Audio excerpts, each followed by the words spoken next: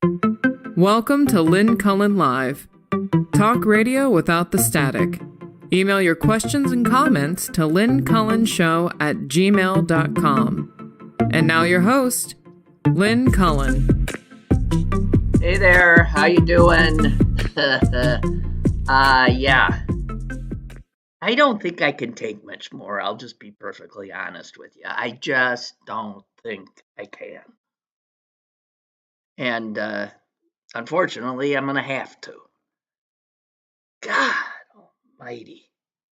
I don't know where to start. This is, again, what I seem to say at the beginning of every show. It used to be what I said on Mondays because there'd been a few days in between shows, but now we can't even go 23 hours.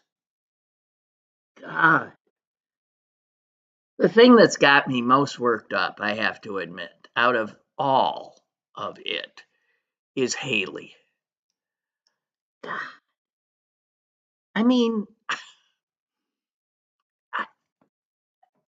guys, it's hard. I'm speechless. How does somebody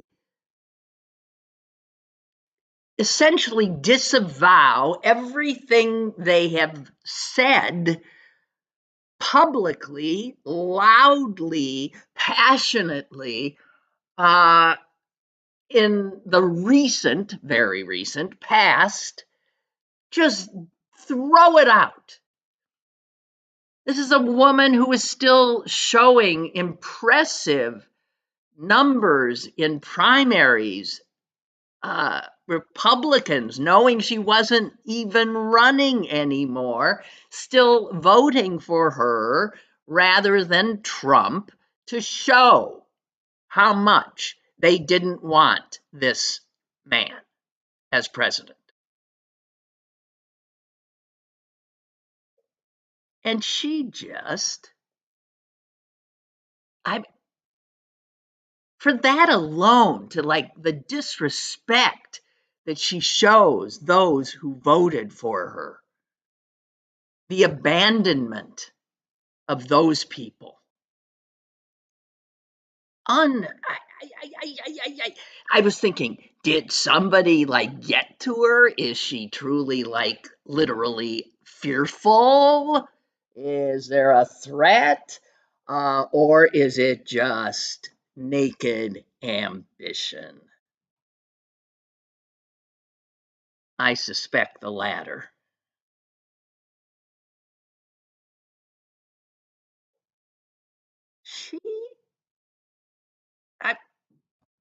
First time that she has publicly spoken since she withdrew from the presidential race. And she made a point of saying that she had to support someone who would stand with our allies, and suggested that that's something that Joe Biden has not done. Suggested he, abandoned Afghanistan, abandoned Israel, none of which is true.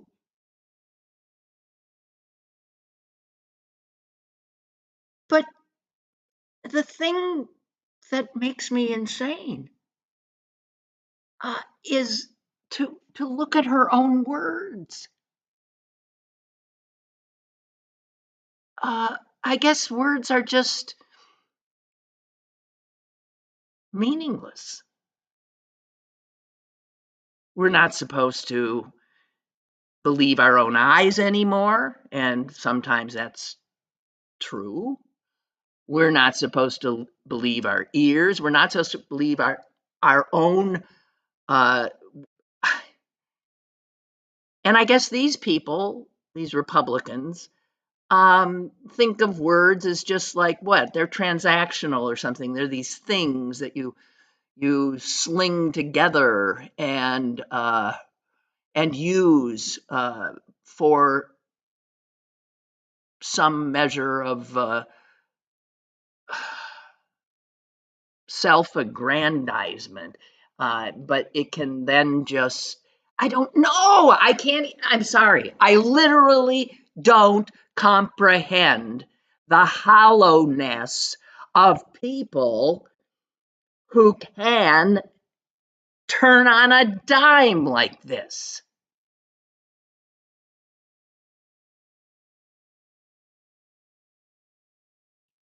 I mean, if you look at the, let me share with you some of the things. She has now said this is the man. She's voting for Trump.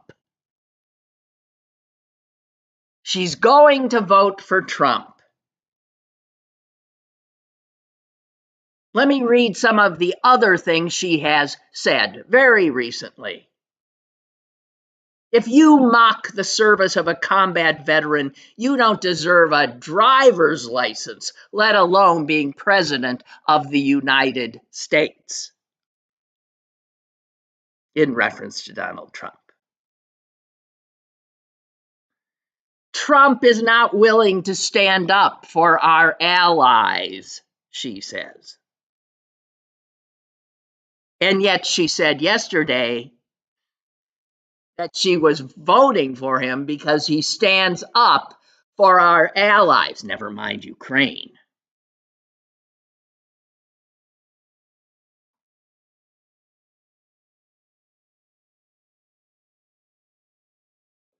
Here's what she said just a few months ago. Trump said he would stand with Putin and encourage him to invade our allies. Trump is going to side with a madman who's made no bones about the fact he wants to destroy America.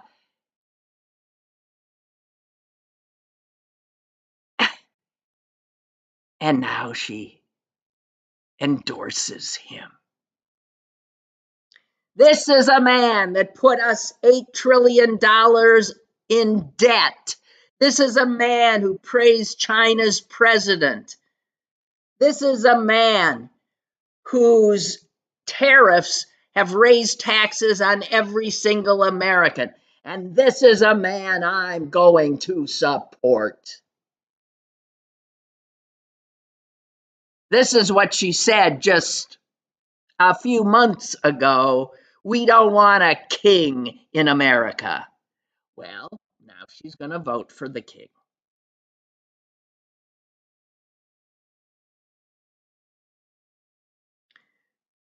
Just a few more. Nikki Haley said this: Trump is the most disliked politician in America. There is not a single thing that Donald Trump has said that has not been a lie. And she is voting for him.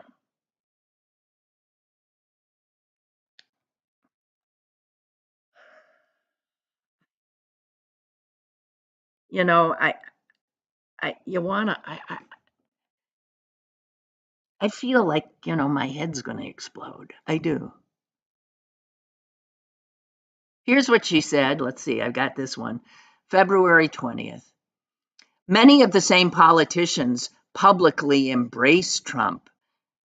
Privately, they dread him. They know what a disaster he's been and will continue to be. They're just too afraid to say it out loud. I'm not afraid to say the hard truth out loud. I feel no need to kiss the ring. Let me smooch that one again, Donald.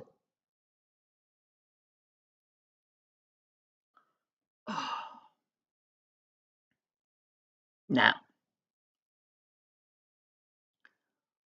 what are the chances that Trump, even though he doesn't like her,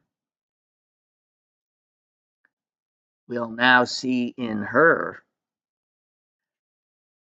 somebody who, in fact, could pull more votes in for him? What if this is the ticket?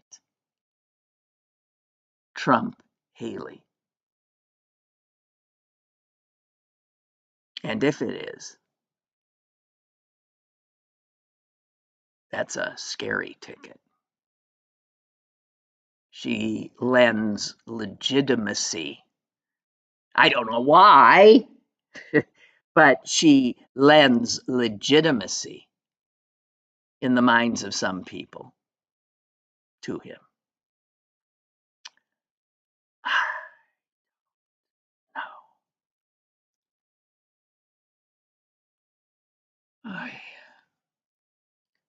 I just, I, I, that's all I can say. I just am at a loss for words, totally. So let's let one of you talk instead. Hello. Hello. How you doing? Not Hey. too good. I am ready to really, I'm ready to just, abandon ship. Yeah, I kind of expected her to do that anyway, so I didn't think much of it because I knew she'd do it. Because they're all like that. They say one thing, they do something else. She has no credibility. Who cares? That's what I say about her. I don't know. Well, I wish I could. The days to Christmas, Yeah, I wish I could brush things off as readily as you do. I just can't. I guess, I mean, I hate to think I'm still capable of a measure of naivete. I mean, that I actually am still stunned by people like her. I think she maybe thinks she's going to step in. Yeah. He gets something goes on with these trials. She can step in and be the hero. That's my opinion. Yeah, well, I think my guess too is that it is a strategic, opportunistic move. And yeah, she's thinking there might be more than one way to pull this off. Right. God. I don't know.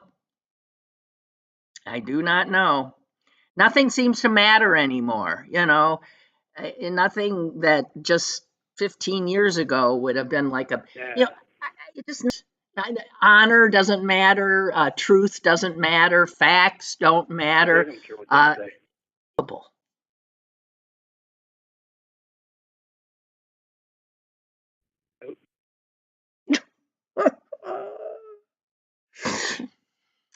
All right. Well, I think this Memorial Day, we should add something to memorialize. Besides all the incredible men and women who gave their lives for this democracy, I think we should memorialize truth and honor and perhaps the country itself, because I think we're dying. I do. Yeah, makes you wonder. I don't know.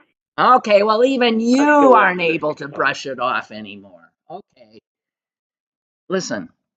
I can't brush it off. No. Because the free enterprise, they don't care about democracy. It's the free enterprise.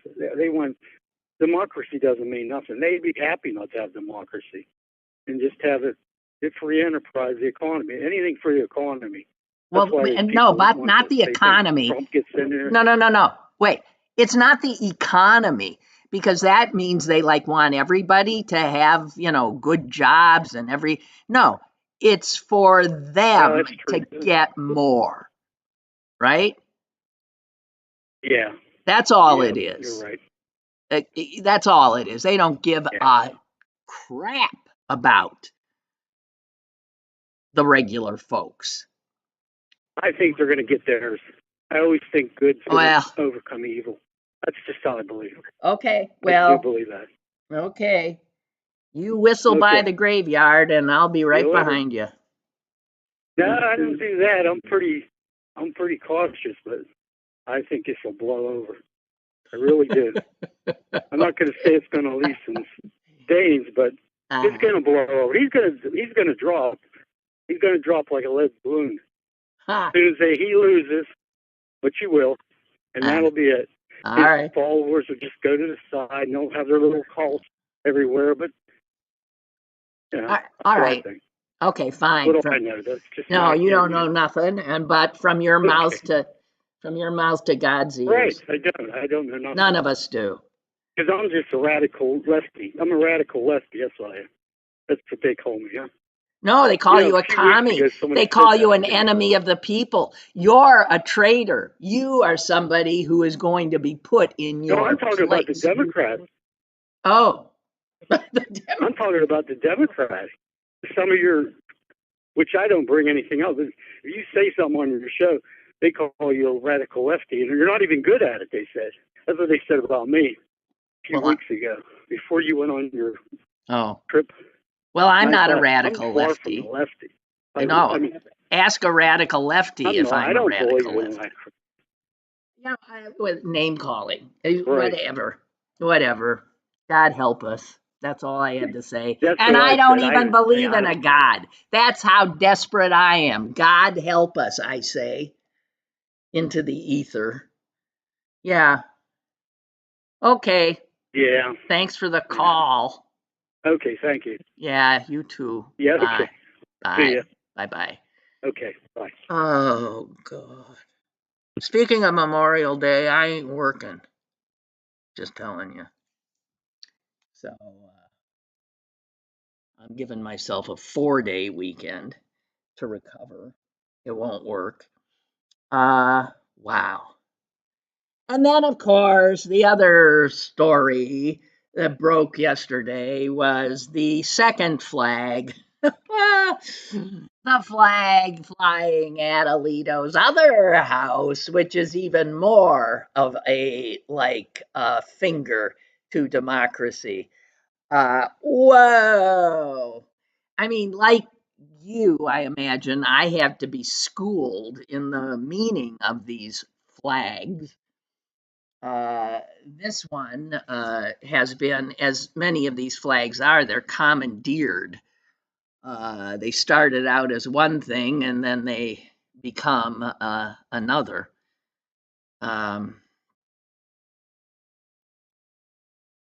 What kind of an arrogant SOB has a lifetime appointment to sit on the highest court in the land, and his only job is to be judicious,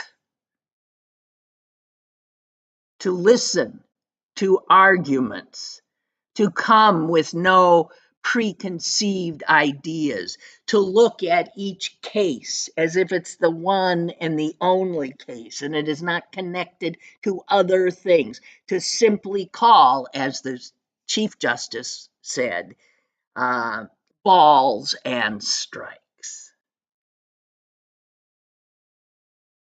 I have never heard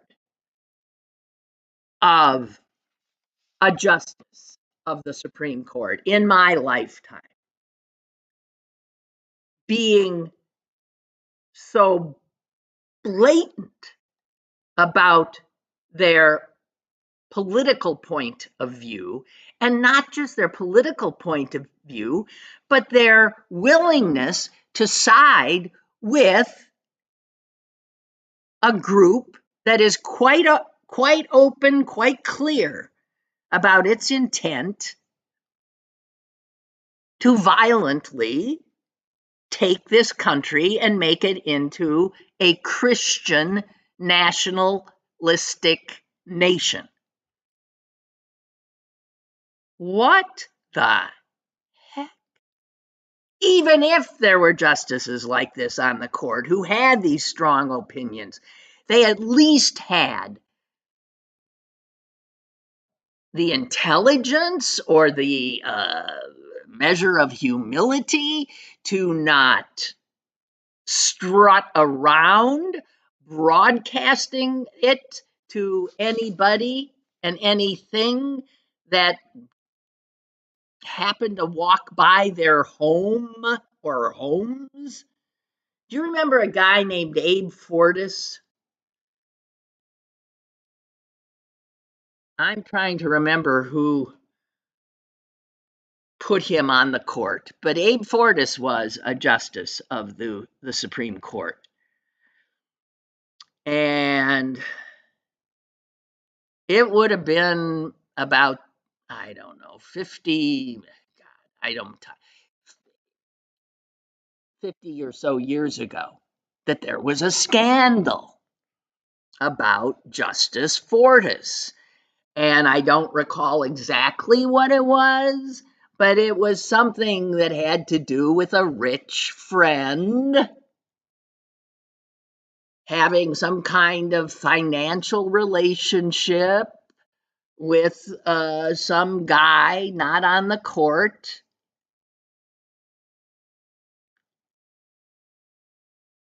And the reason you might not remember Justice Fortas is he wasn't there for long, because when that news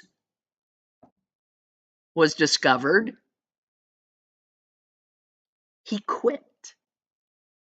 He understood that he had been sullied. By being sullied, he had sullied the court, and he removed himself. Whatever it was he did, which I cannot recall, it in no way comes close to what Clarence Thomas and Alito have done and continue to do. Doesn't come close. So Alito, let's be honest here, and we find out also that this same flag, sometimes called the evergreen flag, this flag, which is now called what? The appeal to heaven flag. Jesus God. The appeal to heaven flag, which, along with the other flag at the other Alito house, both flags, if you look at pictures from the insurrection at the Capitol on January 6th in an effort to steal the election, both these flags were flown. A justice of the Supreme Court flies these flags, and he rules on cases coming out of that insurrection. It's beyond belief.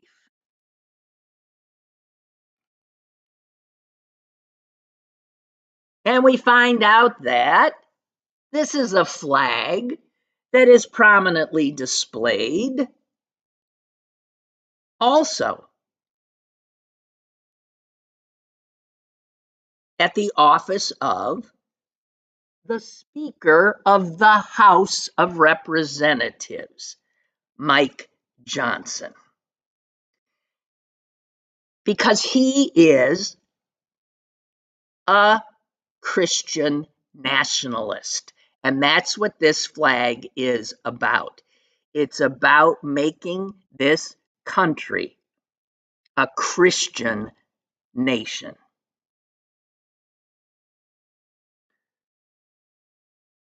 Oh, God.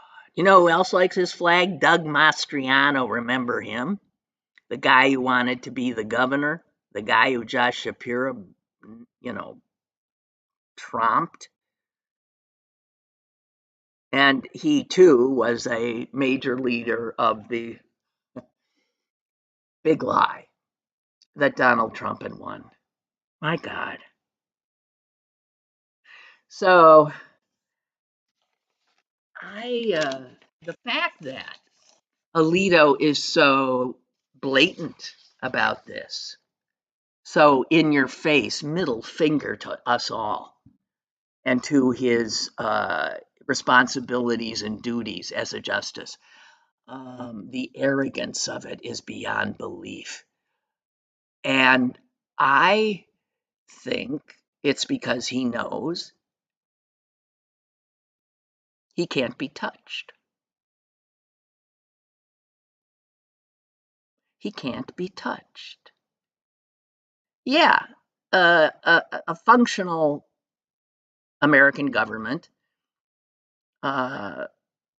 would see the Congress impeach him.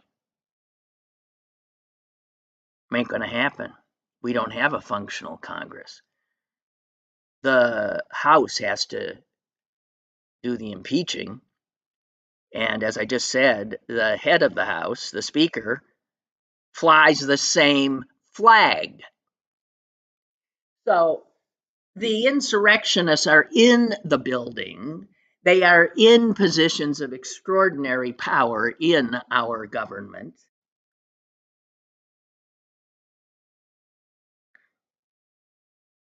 What is that line about horror movies or suspense movies? The call is coming from inside the house, as it is. And anybody who is not afraid now for our future is seriously not paying attention.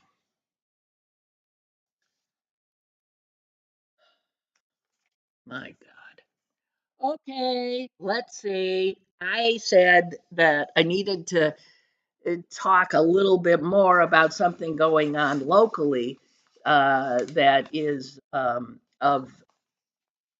should be of interest to us all because it involves two major media organs in Pittsburgh, and that would be the Post Gazette. Oh, let me get. Hey, okay. I'm sorry. I just saw some emails.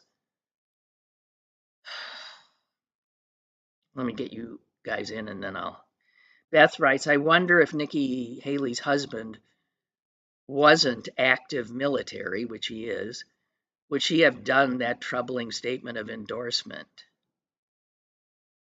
If I thought Trump would possibly be president and would put my spouse in harm's way, I might do the same. My gut tells me it's not fear that's driving her. It's opportunism. That's my gut, but we don't know, do we? Beth goes on, we all know how vindictive Trump is. It would make sense for her to be the vice presidential choice since she has pulled votes away from him, even though she was no longer even running. It shocked me how many votes she pulled last week in West Virginia. She also has the donors that are not full throttle behind Donald, but they would be even without her, I assure you. Because it makes sense. I do not see him asking her to be his vice president because of her previous negative statements about him. Yeah, but he's thinking of doing Vance is in the running. Vance made statements about Trump, about his stupidity and his what an idiot he was. And now Vance has kissed the ring and is in the running. Same can be said for Rubio. One of the things we're seeing is that Trump, yes, he can let bygones be bygones if there's enough obsequiousness on the other side, enough bowing and scraping, and he sees opportunity. He's only transactional. So if he thinks Nikki Haley would get him in the White House, he'd put her on. Nothing means anything to these people except power. Power, seems to me.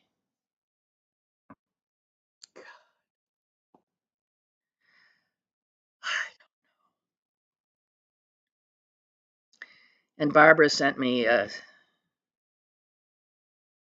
statement by Hannah Arendt. The ideal subject of totalitarian rule is not the convinced Nazi or the committed communist, but for people for whom the distinction between facts and fiction and the distinction between true and false no longer exist. There you go. Yeah. God. So back to the unrest, to say the least, at WQED FM, which has seen a bleeding out of its staff since a new CEO came in, a guy named Jason Jedlinski, who has no Pittsburgh background. One of the things that people at QED said they wanted was somebody who knew Pittsburgh. And I'm sorry, forgive me, who knew Pittsburgh, who had an appreciation for what is important, who understood the history here, who understood the value of that property of Mr. Rogers and all of that.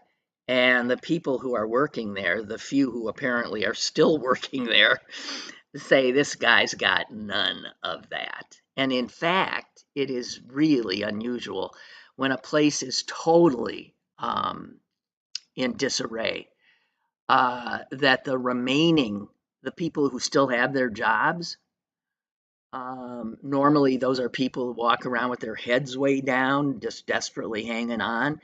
And instead, what you have going on over there are people still with their jobs, writing anonymously and begging the board of directors to stop this guy.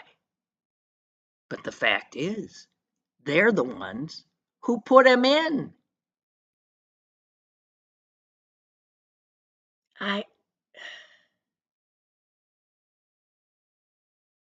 Then this guy hires people to replace the people he's ousted, and they last for like a week or two, and they're gone. What the heck? I mean, it is absolute chaos over there. The new financial director lasted 7 months.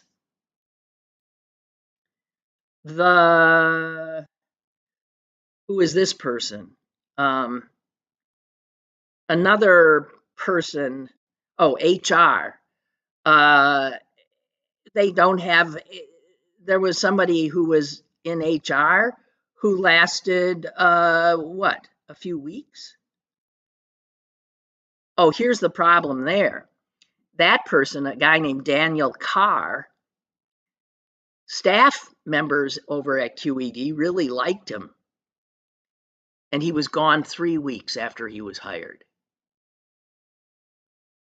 And the new head over there, Jedlinski, wrote in a note to the staff, "It wasn't the fit we thought it would be, and I decided it was better to acknowledge that sooner rather than later." I'll tell you what, it wasn't the fit because the staff liked him. And when you come in and your sole responsibility, which you understand, is to pretty much decimate the place and get people on board who are, well, it's like, any sort of revolution or coup d'etat. If the staff liked the H&R guy, that would have been a red flag to this new CEO. You're not supposed to like the H&R guy. So he was out.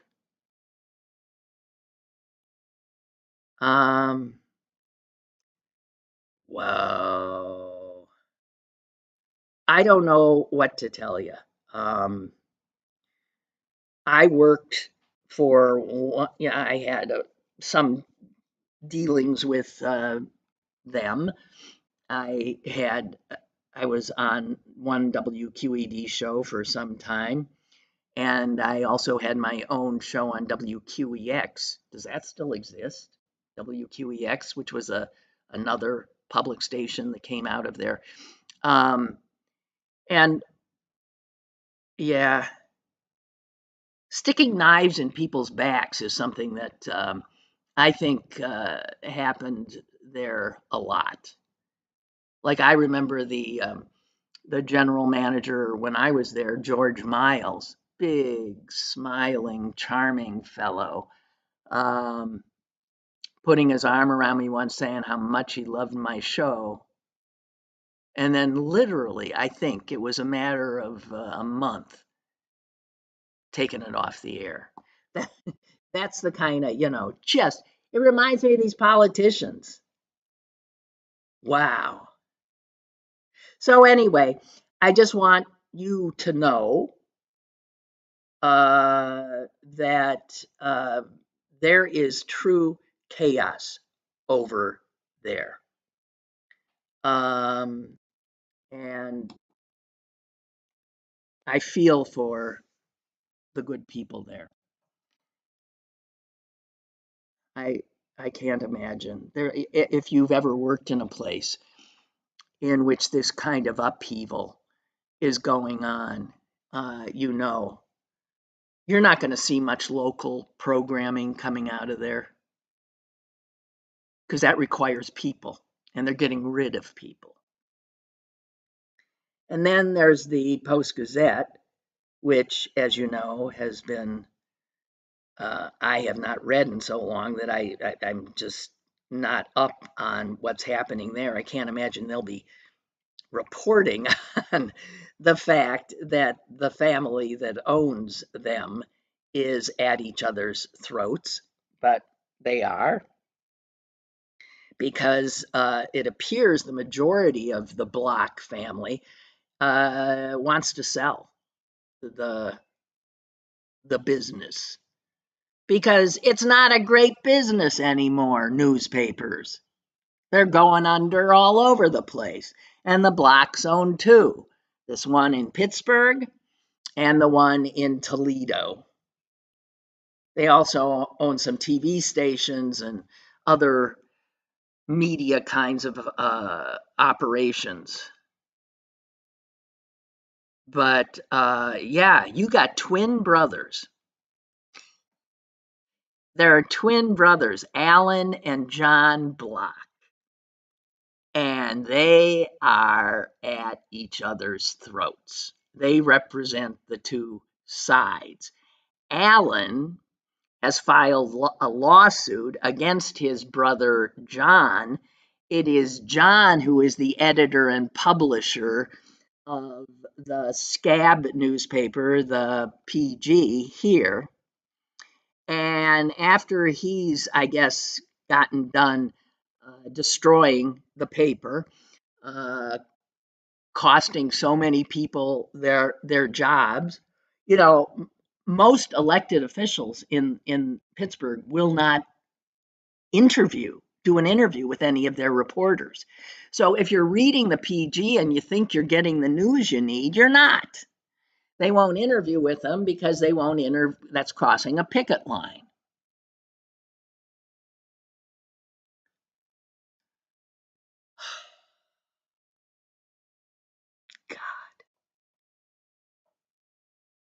So the guys, the twin who is sitting atop the rubble over there on the north side of the Post Gazette, is now in a legal battle with the other twin who does not want to sell the family business. And it looks like the guy who doesn't want to sell, who the hell knows?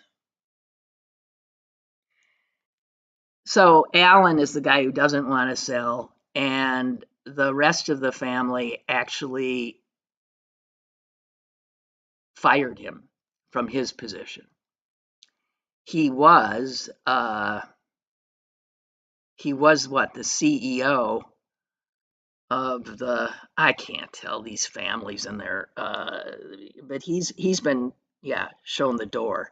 So he's now suing.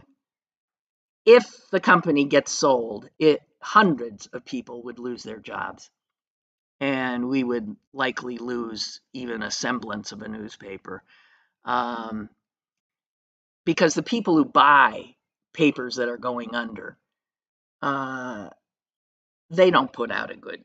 I've seen it happen in many cities. The paper in my hometown was a wonderful little local newspaper, the Green Bay Press Gazette, and it was sold many years ago to Gannett, or Gannett, and they're the ones who put out USA Today, and they bought up a lot of papers, and they turn it into nothing. It's not even worthy of lining your parakeet's cage. It's just crap.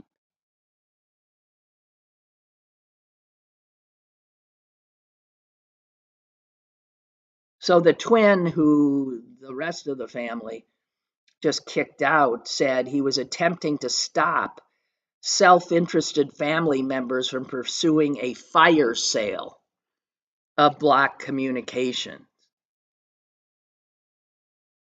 And he accused his brother, his twin, of orchestrating a coup against him. So there's that going on, guys. I don't know how that will end, but I can tell you this much. It isn't going to end well. And for all those poor people who are still out on strike, the odds of them getting to go back to a job have gotten less so, I would imagine. I don't know. The odds of us, as residents of this area, getting the kind of news we need to make informed choices as citizens is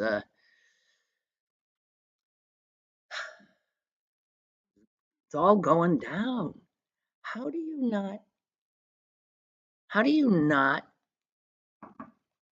Well, how do you not feel despair? I didn't mean to scream at you, but oh, Bree writes, I could have done that. See, this is what happens. I'm not sure what that is, but I was shortlisted for Wisconsin public media. Oh, well, I got to tell you something, Bree. Wisconsin public media is, at least it was, and again, I don't know what it is now, but it was a very, very robust public media operation, putting out tons of programming. And still, when I drive from Pittsburgh or Chicago up to Green Bay, I tune it in when I get close to Milwaukee, tune it in then through Green Bay, and it's always uh, just filled with good stuff. And QED had such an amazing reputation and has put out so much wonderful programming. And uh, RIP. All I'm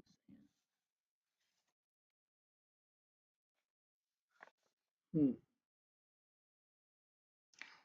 There was a piece about this awful woman who's Robert F. Kennedy Jr.'s running mate, Nicole Shanahan, who literally was picked because she's got millions upon millions of dollars and he needs them. And the New York Times did a profile on her, and what a piece of work this babe is. Excuse me, it sounded misogynistic. So she's a young lawyer in Seattle, and she starts dating this, rich guy whose name is Kranz. I'm not sure what his first name is, and he's a tech, you know, uh, investor in San Francisco. And she even converts to Judaism to make herself more appealing to him. And he proposes to her, and they set their wedding date in August of 2014. And he buys a penthouse with views of San Francisco about a month before the wedding. And also, about a month before the wedding, she goes off to a yoga retreat and meets Sergey Brin, who is one of the founders of something called Google. And she then has a torrid affair for a week or so because she had to get married. But she's torridly having an affair with Sergey Brin when she walks down the aisle and weds this Kranz guy. A few days after the wedding, he sees texts between his new wife and Sergey Brin on her phone. And he tries to get it annulled. She causes some trouble about that because if there's an annulment, he was going to charge her with fraud. And who can blame him? Anyway, they ended up actually divorcing very quickly, and she ended up having to pay him partially for the cost of the big wedding. And then she, took back up with Bryn. And they traveled the world and took trips on yachts and were everywhere and anywhere. And she walked down the aisle again. And this time, yeah, Sergey Brin was the guy she said she would honor and, love and all that. So they got married. And then I don't know, that started getting a little iffy in a year or two. And she was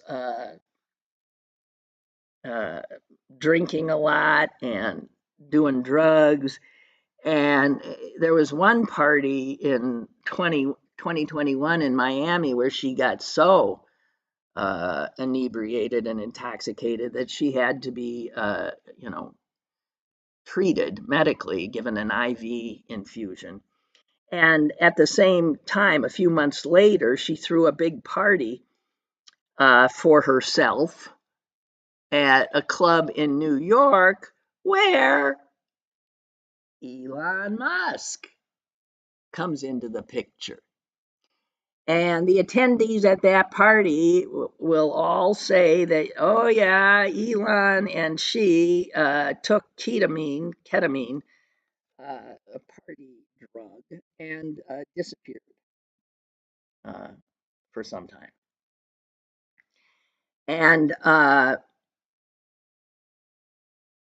she admitted to her husband that she had had sex with his friend, Elon Musk.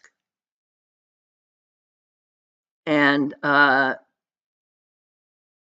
they then separated.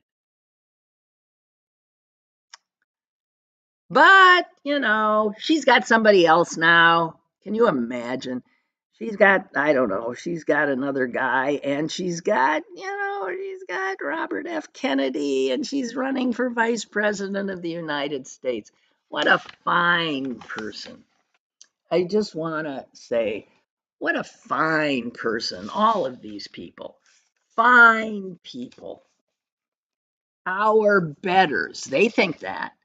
Our betters, because they got more money.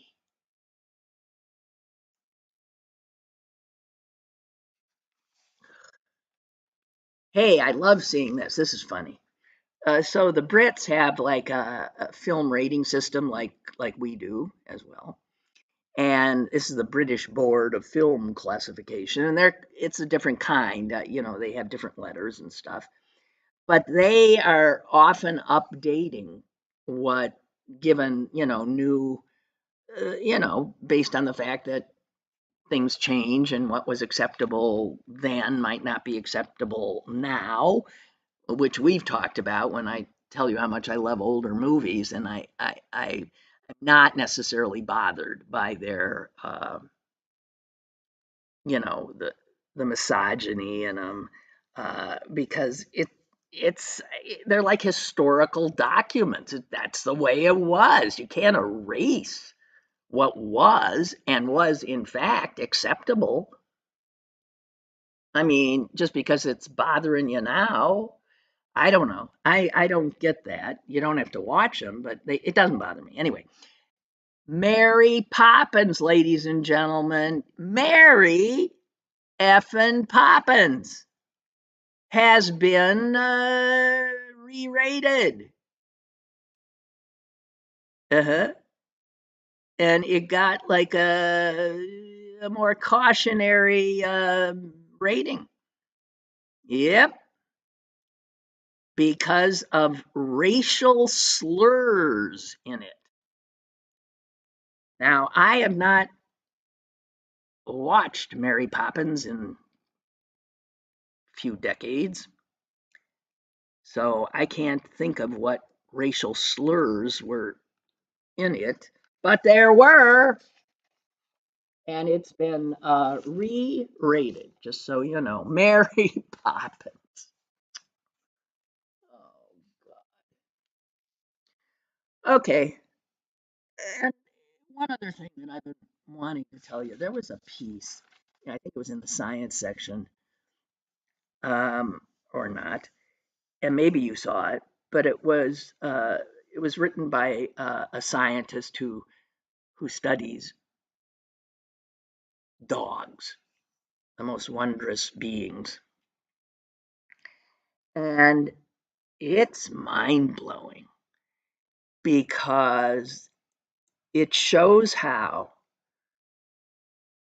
well, what she flat out says is we are a species that is willfully damaging dogs. And what she's talking about is breeding. We have bred dogs to the point where they are unhealthier, live shorter lives, but we think they're cuter or there's some other stupid reason. And what blew me away about this is there are pictures of what, well, a pug. Take a pug, a pug with its wrinkled little forehead and its big brown eyes, big round brown eyes, and that smashed in nose. Cute as can be. So there's a picture of a pug that looks like all the pugs I've ever seen. Then there's a picture of a pug from 1915. A full, absolute, truly a pug. And folks, it bears no resemblance. No resemblance to what we call a pug. And you know who did that? First of all, I want to say the pug from 1915 looks much better to me. And it also looks like it can breathe. It doesn't have the wrinkles. It doesn't have the huge, sad little brown eyes. It doesn't have the smashed in nose. It doesn't look in any way really like a pug. But the pugs we see today are the result of choices that we humans have made about what we want a pug to look like.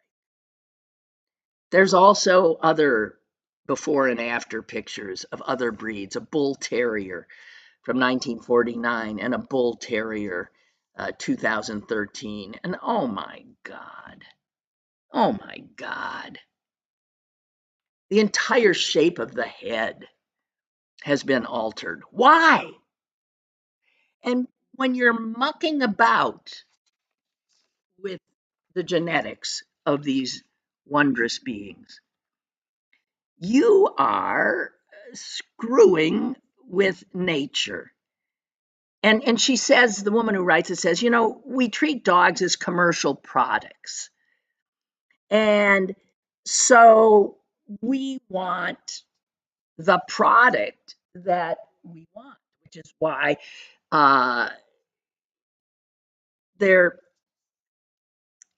here's what it comes down to.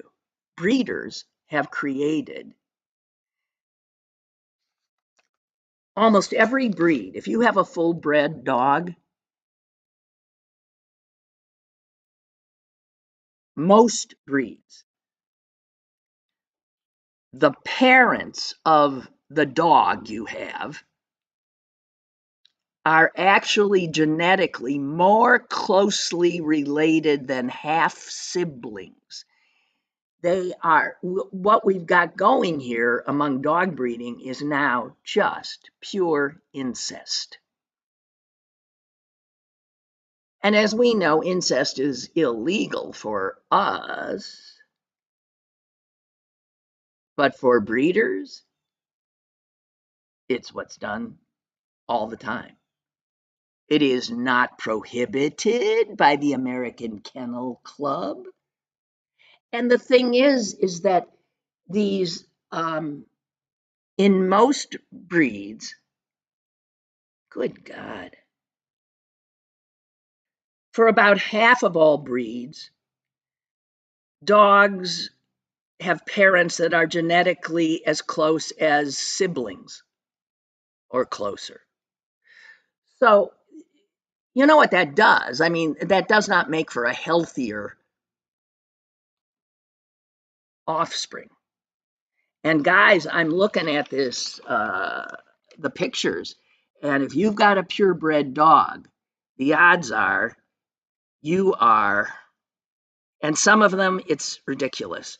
The worst off are the ones that are the breeds that it is as if siblings continued mating for multiple generations. And those are bloodhounds, wolfhounds, pugs, Airedale Terriers, Bull Terriers, Scottish Terriers, Collies, English Setters, Basenjis, and others. You got a mucked up animal there.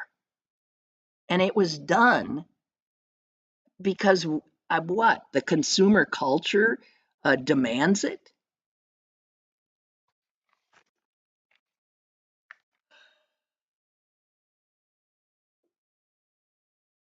The least inbred, purebred dog is a rat terrier. But still, it has, don't worry, it'll catch up. What happened is this crazed breeding crap started in the late 19th century. And there was really an effort to, alter the anatomies of these breeds to make them more appealing. And what they found is people liked big round eyes, so that's why pugs now, they don't look at, and people are attracted to smashed in noses, not me, but I guess in a dog, because it makes them look more like childlike. Purebred dogs now live, on average, a year less than a mutt. And as you know, dogs' lives are too damn short. What we've done to the pug means that we have altered that dog's skull, and that has led to all kinds of abnormalities and real difficulty breathing. German Shepherds and other large breed dogs have been bred so that they suffer from debilitating hip dysplasia. Bulldogs, their heads are so big that left to naturally birth, they would die out because their heads are so big they cannot be born naturally. And I, as somebody who has always had mutts and who swears by them, I just can't believe that people keep doing this to dogs. I think that, like that Westminster Dog Show, should be boycotted. And that none of this, wait a minute, I got a bunch of news flashes here. What is this? A man who recently was charged with vandalizing a Squirrel Hill synagogue is now facing charges after chemicals that could be used to make bombs was found in his apartment. According to police, William Murray's landlord found the materials. On April 26, police and the bomb squad were called to the apartment in the 5,000 block of Forbes Avenue. A few days earlier, Murray had been evicted.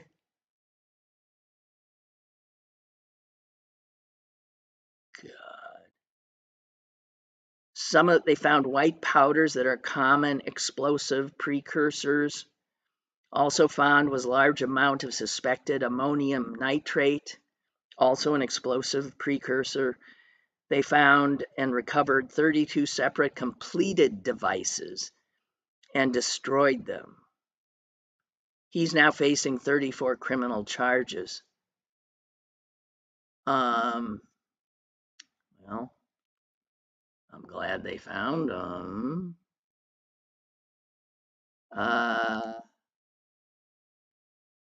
Okay, I think I have that, thank you. And then there's Frank writes, Kamala Harris accused Biden of racism during a 2020 debate. Biden historically has shown his distaste with blacks.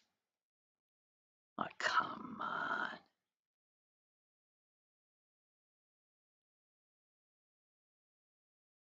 Oh, come on. Okay, never mind. Frank. Christian nationalist, who wants that? Joseph Alito? I missed that one. As one who does not believe in God, such as yourself, has nothing to worry about. No, they're only like making bombs to bomb synagogues. Oh, please. Man, that's interesting. I think that all the folks that are Trumpers, I thought they weren't listening anymore. Oh, I guess they are. Thank you for that, Frank. Sorry. And I guess, God, that's no way to end the show. God damn it. Well, anyway, stop with the purebred dogs, okay? Jeez. It's like eugenics, it's just not healthy. The best dog is an amalgam. Jeez. You want to get one of these mucked up purebreds? Because they are. They've been fiddled with for generations and generations, and it ain't their fault. But if you want a healthy dog, get a mutt. Just saying. I guess that's it. Happy Memorial Day. Oh, yes, you're not supposed to say that. Have a meaningful Memorial Day. Try to remember what it's all about. And let's hope that in another year, the next Memorial Day, we are not, in fact, memorializing this experiment in democratic government. God help us. Toodaloo.